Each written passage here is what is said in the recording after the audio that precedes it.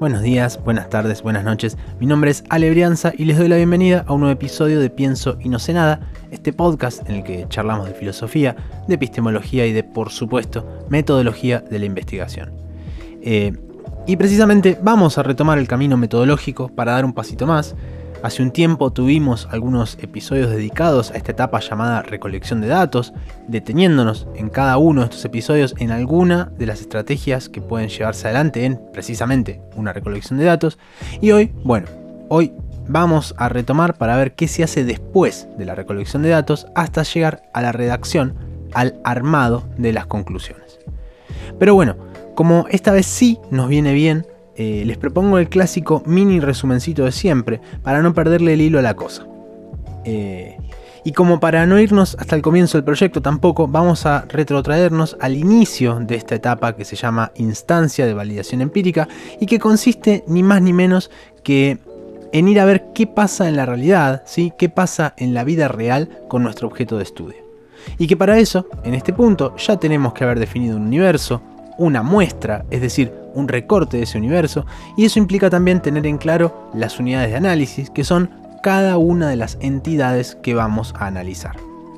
¿Y cómo las vamos a analizar? Bueno, acá es donde entra precisamente la recolección de datos, es decir, es a esas unidades de análisis que las vamos a observar, o las vamos a entrevistar, o a encuestar. Les vamos a hacer un análisis de contenido también, ¿por qué no? Por decir algunas de las estrategias que ya estuvimos viendo. Y hay más estrategias y seguro las cubramos en algún que otro episodio futuro, sí, más adelante.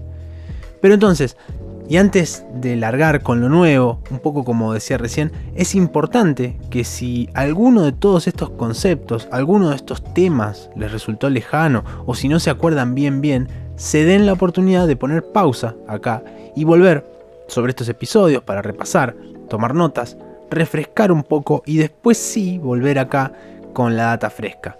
Porque son temas muy conectados que implican necesariamente una continuidad y que bueno, entendiéndolo así, si se perdieron en este resumencito o si no reconocen estos elementos en sus propios proyectos, mi consejo es que pongan pausa y traten de bajar a tierra lo que tienen para tener todo lo más fresquito posible para que el episodio realmente les sea útil, ¿sí? Que les sirva para destrabarse y avanzar. Y después, bueno, en otro orden de cosas, viene bien el momento para recordarles que si les gusta el podcast, si les sirve, sea que estén en YouTube, en Spotify o en cualquiera de las plataformas, que se suscriban al canal. El hecho de seguir al canal y de darle a la campanita y demás es algo que le da mucho apoyo al proyecto en sí mismo, porque ayuda a visibilizar y a que le llegue así a otra gente que anda en la misma, ¿no? Y un dato no menor, al momento de la producción de este episodio estamos arriba de las 2000 suscripciones en YouTube, lo cual me alegra muchísimo y nada, ojalá que la comunidad siga creciendo y el material siga llegando a quienes lo están necesitando. Y por otro lado, bueno, un poco siguiendo la lógica de la recomendación de recién, la invitación es principalmente a hacer el recorrido completo, ¿sí? De los episodios pasados que están pensados como estas mini clases que van paso a paso con cada tema. Y si están en Spotify no, pero sí, si están en YouTube, cuentan con algunas listas de reproducción que están armadas para saber qué ir escuchando y en qué orden. Porque también es cierto que ya hay mucho material, ¿sí? Este es el episodio 49. Entonces bueno, por ahí peco de repetitivo, pero es la recomendación de siempre para que no les quede nada sin su respectiva explicación o fundamento. Bien, textos. Vamos a usar en este episodio un texto de Klaus Heinemann que se llama Investigación Empírica Ciencias del Deporte, que como se imaginarán está orientado a investigaciones en deporte, pero que nos viene muy bien porque en los términos en que inicia cada uno de sus capítulos habla en general. Entonces bueno, tomamos de ahí y lo extendemos en términos generales, que es en definitiva lo que hacemos siempre, y bueno, tratando de que los temas que vamos viendo les sirvan independientemente a ustedes más allá de la disciplina de la que vienen. Así que bueno, dicho esto, nos metemos nomás. Y bien, volvemos al momento preciso del proceso de investigación, ¿sí? Tenemos nuestra observación realizada, nuestras encuestas hechas, nuestras entrevistas resueltas y desgrabadas, ¿sí? Sea cual sea la estrategia de recolección elegida, se supone que para este punto ya resolvimos todo y tenemos que precisamente trabajar a partir de esos datos nuevos. Y fíjense que me cuido de no decir información nueva, porque eso es lo que nos tiene que quedar al final del camino, ¿sí? Como todavía no están ordenados, no están sistematizados esos datos, todavía no son información. Y bueno, entramos acá en un proceso que es el del análisis de los datos, que también en algunos textos aparece como interpretación de los datos, pero que refiere a lo mismo. Y es que la primera parte de este episodio se la vamos a dedicar a esta etapa, que es precisamente la de ordenar los resultados de nuestras observaciones, encuestas, entrevistas o lo que fuera que hayamos hecho. Según en qué herramienta hayamos montado el instrumento, que para la mayoría de los casos más simples hoy por hoy se está utilizando Google Forms para montar formularios o guías de observación, por ejemplo, según en qué herramienta hayamos montado el instrumento, vamos a tener algún pasito más o algún pasito menos, porque por ejemplo Google Forms genera de manera automática gráficos de torta, gráficos de barra a partir de las respuestas que fueron apareciendo en cada uno de los cuestionarios. Esto en otra época y hace no mucho, porque me acuerdo por ejemplo de mi propia tesis de licenciatura en la que hice un pequeño cuestionario autoadministrado, pero que eran hojitas, ¿sí? Eran unas fotocopias que repartí. No existía Google Forms y después lo que tuve que hacer es armar una planilla de Excel y cargar todas las respuestas y generar a mano esos gráficos. Bueno, eso hoy Google Forms te lo hace solito y es a eso a lo que me refiero, ¿no? También hay que decir que si estamos utilizando algún otro software de base de datos o de estadística también, ¿no? Mientras más especializado sea el software, más opciones vamos a tener disponibles para ponernos a trabajar y más opciones de trabajar con cosas que se generan automáticamente, ¿sí? Más simplificado el camino. Y acá hay algo importante, porque no tenemos que perder de vista que este análisis de los datos que vamos a hacer tiene que servir para responder a las preguntas de la investigación. Sea cual sea el tipo de proyecto, sea cual sea el software con el que lo estamos resolviendo, se trate de describir o explicar un determinado fenómeno, de comprobar el nivel de aceptación de una nueva política aplicada o de desarrollar algún producto, estas tareas deberían poder resolverse mediante los datos obtenidos y su consecuente análisis. Y en este sentido, también hay que decir que el análisis de los datos no es un procedimiento a ciegas, en el que combinamos un cierto número de variables y que realizamos operaciones estadísticas y listo, sino que no tenemos que olvidarnos que todas las variables vienen de las categorías de análisis, que se rigen siempre por los supuestos teóricos que fuimos incorporando a medida que construíamos el marco teórico. ¿Y esto por qué lo digo? Bueno, porque si bien uno busca ser lo más objetivo posible en esta etapa, hay algo de lo que no podemos desprendernos nunca, y es que esas categorías conceptuales están embebidas de posiciones epistemológicas, ¿sí? De posiciones tomadas frente al objeto de estudio que también van a terminar embebiendo los resultados. Y bueno, sí, la tarea principal acá es hacer recuentos de cantidades, interpretar qué pasó con cada respuesta. Se puede hacer estadística si lo necesitamos, buscar promedios, modas, medianas si esos datos lo piden. También se puede hacer un trabajo más de interpretación si la investigación es más quali. Pero lo más rico, lo más jugoso, no va a salir de ese primer paso, ¿sí? Que es absolutamente necesario, ¿no? No va a salir de esa primera aproximación a ordenar los datos, no. Lo jugoso empieza a aparecer cuando empezamos a cruzar y relacionar variables, ¿sí? Lo que metodológicamente se denomina análisis bivariable. ¿Y en qué consiste esto? Bueno, en tratar de conseguir algún dato extra del cruce entre dos resultados distintos. Por ejemplo, si tengo una variable que es cantidad de litros de café consumidos por año y otra que es ciudad de procedencia, por ahí, ¿quién te dice? Salta del cruce que quienes más consumen café son los de determinada ciudad. O por ahí no, y la distribución del dato es pareja y lo de la ciudad no es determinante. Pero sí, si cruzáramos con el dato del rango etario, veríamos que ese consumo de café lo empuja a la gente de, no sé, entre 26 y 35 años. Por supuesto que estoy inventando estos casos puntuales, poniendo ejemplos sencillos para que se entienda a qué me refiero con cruce de variables. Son cosas que no preguntamos de manera directa, pero a las que podemos acceder a partir de una segunda vuelta de análisis. Es decir, analizando la relación que guardan potencialmente entre sí los primeros resultados, siempre pensando en construir cualquier modelo explicativo o predictivo un poquito más complejo. Y ojo que digo potencialmente porque también puede pasar que del cruce no salga nada aprovechable, ¿sí? Como decíamos recién lo del café por ciudades. O también puede pasar que de tanto querer que aparezca una relación, la estemos forzando a partir de un sesgo. Y acá entra en juego una premisa bastante conocida, sobre todo en el mundo de la estadística, que es que correlación no implica causalidad. Sí, va de nuevo. Correlación no implica causalidad. A ver qué quiere decir esto. La correlación es, por definición, un tipo de asociación entre dos variables que específicamente evalúa la tendencia, ¿sí? Que puede ser creciente o decreciente en los datos. Entonces, decimos que dos variables están asociadas cuando una variable nos da información acerca de la otra. O sea, si una sube y la otra la acompaña. Y por el contrario, cuando no existe asociación y el aumento o disminución de una variable no nos dice nada sobre el comportamiento de la otra, vamos a decir que esas variables no están asociadas o que son independientes. Pongo un ejemplo también para entender mejor esta correlación. Supongamos que tenemos una variable que es temperatura máxima por día y otra que es consumo de litros de agua. Y que después de recolectar datos vemos que mientras más alta fue la temperatura máxima, también se consume más agua. Y bueno, ¿eso qué nos dice? Por más que sea obvio el ejemplo, la interpretación de esto es que cuando hace más calor, la gente toma más agua. Pero eso no es todo, porque tenemos que pensar también en otra dimensión que es la causalidad. Así que le agregamos otro condimento más. Decíamos recién que correlación no implica causalidad.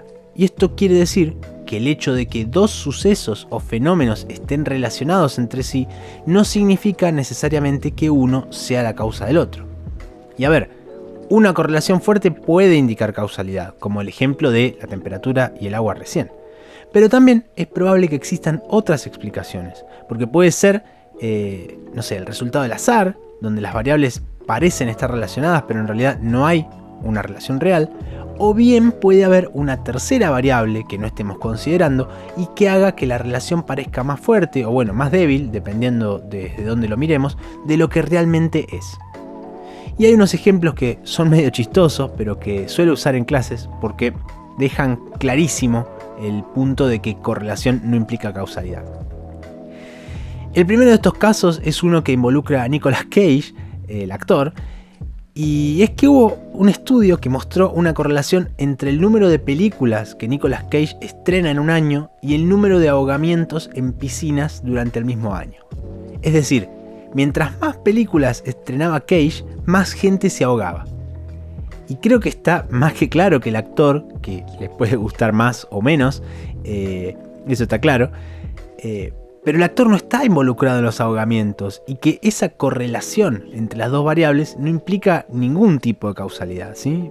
Acá estaríamos hablando de algo, como recién mencionábamos, ¿no? Del orden del azar. Después hay otro caso que demostraba que en una ciudad costera de Estados Unidos existe una fuerte correlación positiva entre los ataques de tiburones y las ventas de helados. Y bueno, acá podemos poner en juego lo que decíamos de alguna variable no considerada, ¿no? Porque una posible explicación la podríamos encontrar en la temperatura.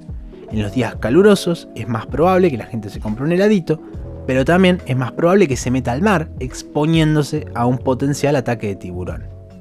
Entonces, ¿qué nos queda de conocer estos dos ejemplos? Bueno, ¿hay que cruzar variables? Sí, siempre que se pueda, porque ahí está lo más rico, pero también hay que tener cuidado con no terminar atando a la fuerza a dos variables que nos lleven a conclusiones equivocadas. Entonces, un ojito extra ahí y siempre cuidado con no incurrir en este error no forzado. Y acá a propósito me doy el pie para meterme en la redacción de las conclusiones. Hace algunos episodios, cuando tratamos el tema de la argumentación, se nos había colado un pequeño comentario, así que también aprovecho para tomarlo y les dejo la recomendación en las tarjetitas por si quieren ampliar escuchando este episodio. Ahí decíamos que a partir de enunciados conocidos, que son los que tomamos de otros textos, de otras fuentes cuando construimos el marco teórico, y hacemos argumentación y operaciones lógicas, alcanzamos un enunciado nuevo, ¿sí? Algo menos conocido y que son las conclusiones. Y bueno, el punto es que con el análisis de los datos resuelto, lo que queda es redactar las conclusiones, es decir, poner en palabras qué quieren decir esos datos, siempre apoyándonos en las premisas de base que hayamos planteado, es decir, la pregunta de investigación con su hipótesis y los objetivos que nos habíamos propuesto cumplir. Lo primero que tenemos que decir acá es que las conclusiones son el apartado final del proyecto de investigación. Tenemos la introducción, donde está la pregunta, la hipótesis y demás, el desarrollo, que mayormente lo ocupa el marco teórico, y bueno, en tercer lugar, las conclusiones, donde vamos a darle cierre a todo lo que fuimos abriendo. Entonces, ¿qué se supone que tienen que tener las conclusiones? ¿Y qué son? Bueno, acá vamos a manifestar lo más destacado de la investigación, ¿sí? Sobre todo haciendo hincapié en los hallazgos y los resultados que hayamos obtenido. Pero atenti, porque esto no se hace de cualquier manera o de forma intuitiva, sino que hay una forma bien sistemática de ordenarlo. Vamos a tener que retomar la pregunta de investigación y la hipótesis para dar cuenta de si esa hipótesis fue confirmada o refutada a la luz del análisis de los datos que hayamos hecho. ¿Sí? Voy de nuevo con esto. Vamos a tener que retomar la pregunta de investigación y la hipótesis. Nos importa mucho si esa hipótesis fue confirmada o refutada a la luz de ese análisis de los datos que acabamos de terminar. Después nos toca retomar los objetivos, ¿sí? Uno por uno para dar cuenta de que los cumplimos. Es decir, no puede habernos quedado ningún objetivo, ni general ni específico, sin cumplir. Entonces, acá es el momento de recapitular y decir, por ejemplo, habiendo propuesto como objetivo analizar tal cosa, y bueno, la situación fue analizada a la luz del lente teórico tal, etcétera, etcétera, etcétera. Es tan simple como repasar, si se quiere, una práctica común es copiar y pegar los objetivos e ir completando uno por uno cómo fueron cumpliéndose.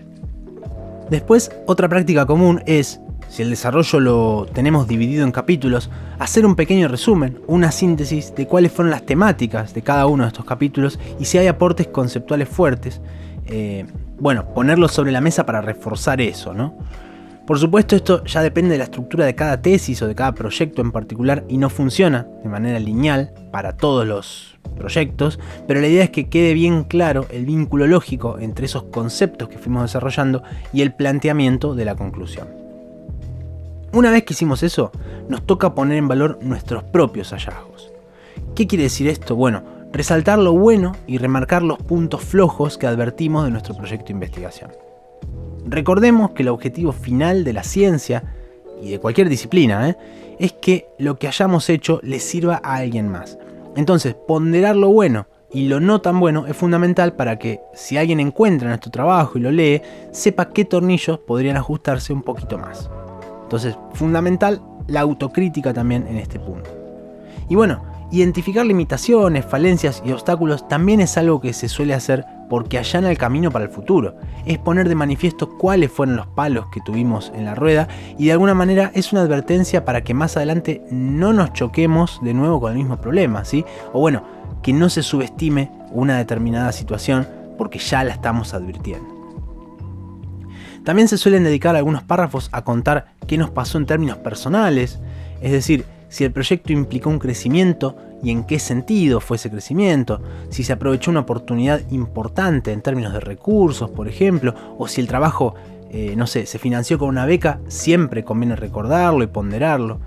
Si se involucró un proceso creativo, es decir, si la tesis incluye una creación artística, un diseño o cualquier objeto con instancias proyectuales, más todavía. ¿Sí? Siempre hay que dar cuenta y dejar explícito cuál es el crecimiento personal que hay atrás del proyecto y si se cumplieron o superaron las expectativas que se tenían. Por último, y siempre a modo de cierre en las conclusiones, lo que se suele hacer es una proyección a futuro. Y esto es tanto para uno mismo, que a veces sabe que va a seguir investigando el tema, como también para la comunidad disciplinar. Y es en este sentido que yo a veces digo que una tesis o un proyecto de investigación, en general cuando se termina, cierra una puerta, porque sí, hay un broche, ¿no?, que uno le pone al proyecto terminado, pero de alguna manera siempre se abre alguna ventanita. Y es que uno sabe por dónde se puede seguir tirando el ovillo, ¿no? Bueno, la idea en esta instancia es también proyectar y dejar explícitos esos posibles caminos futuros, porque también eso da cuenta de la propia visión que uno tiene respecto al tema y por dónde uno considera que se lo puede seguir profundizando. Y bueno, hablando de concluir, medio que también llegamos al momento de hacer una pausa y de sintetizar el recorrido que estuvimos haciendo para darle también un buen cierre al episodio, puntualizando sobre lo importante y no perdernos. Arrancamos hablando de la etapa de la interpretación o análisis de datos, donde dijimos que lo principal ahí es retomar el output de la recolección de datos y si tenemos alguna herramienta automática que nos facilite el trabajo como Google Forms, ya vamos a contar con gráficos y demás, pero si no, nos toca hacer esos recuentos, esas interpretaciones y cruces de variables para entender qué es lo que están diciéndonos esos datos, ¿sí? Siempre a la luz de nuestra pregunta de investigación y de la hipótesis. Después hicimos un pequeño alto para hablar de correlación y causalidad, con el refrán incluido, correlación no implica causalidad, y vimos que por más que dos variables guarden cierta correlación y a veces muy fuerte, no necesariamente quiere decir eso que estén relacionadas entre sí. Y después de esto ya sí nos metimos de lleno en la redacción de las conclusiones, que dijimos que se apoyan sobre todo en retomar la hipótesis, planteando su confirmación o su refutación, que se apoyan en los objetivos, también retomando uno por uno para dar cuenta de su cumplimiento. Además hablamos de la recapitulación general, de una especie de síntesis de los capítulos en los que se haya dividido el desarrollo, tratando de poner en valor ese vínculo, ¿sí? Ese vínculo argumental, si se lo quiere pensar así, entre los conceptos desarrollados y el planteo de la conclusión. Y también es importante que utilicemos el espacio de las conclusiones para hacer una autocrítica, reconociendo las propias limitaciones, las falencias y los obstáculos que hayamos podido tener, siempre sin desmerecer, por supuesto, el crecimiento personal que se supone que hay atrás del tránsito por un proyecto de investigación. Y el cierre, decíamos también recién que suele ser con alguna proyección, ¿sí? Con algún posible camino futuro según lo que consideremos de por dónde se puede seguir profundizando el tema de investigación. El proyecto se termina y se cierra una puerta, pero siempre se trata de dejar abierta una ventanita que nos dé una pista de por dónde seguir adelante. Y bueno, habiendo puesto sobre la mesa esta última síntesis, llegamos al final del episodio. Y en sintonía con lo que les comentaba al inicio, sepan que les agradezco un montón a quienes se animen a dejar algún comentario, sea sumando algún aporte, alguna experiencia, sea buena o fallida, porque todo comentario viene más que bien. Saben que la idea del proyecto es precisamente generar comunidad, generar este tipo de acciones que ayuden al intercambio y a enriquecernos en todas las direcciones posibles. Así que bueno, una vez más les agradezco por la compañía y por el aguante. Les recuerdo que si están en Spotify pueden darle follow y lo mismo si están escuchándolo en YouTube y que también podemos vernos por Twitter, por X, que es por el otro lugar que aviso cuando sale cada episodio. Ahí me encuentran como @alebrianza. Además, y como digo siempre, sepan que si les parece que el material de algún episodio les llegara a venir bien para sus clases, para sus seminarios o lo que fuera, todo lo que necesiten pueden usarlo porque absolutamente todo está libre para su uso pedagógico. Soy Alebrianza y una vez más, gracias por acompañarme en esto que se llama Pienso y no sé nada. Hasta la próxima.